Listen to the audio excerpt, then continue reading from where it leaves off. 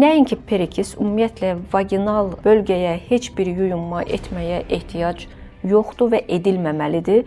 Vaginal bölgə özünü təmizləyə bilən bir bölgədir. Bayaq qeyd elədiyim kimi orada faydalı bakteriyalar var ki, onlar özləri nəzarət edir, belə deyək, həmin mühitə və biz müdaxilələr etməklə yalnız və yalnız özümüzə zərər vururuq. Olmaz. Fərqi yoxdur, hansı məhlul, perikis olsun, soda olsun, nə bilim, limonlu su olsun, nə olsun və yaxud da aptekdən alınan hər hansı yuyucu vasitələr olsun, qəti və qəti şəkildə bunları daimi yuyunma vasitələri kimi istifadə etmək olmaz. Əgər problem varsa, onu həkim sizə təyin etsin müəyyən bir müddətə. Onun ardınca da biz hələ müəyyən bərpa edici şamlar və s. veririk qadınlara ki, yenə də o mikrofloranı tam bərpa edək ki, yenidən o axıntı problemləri yaşanmasın.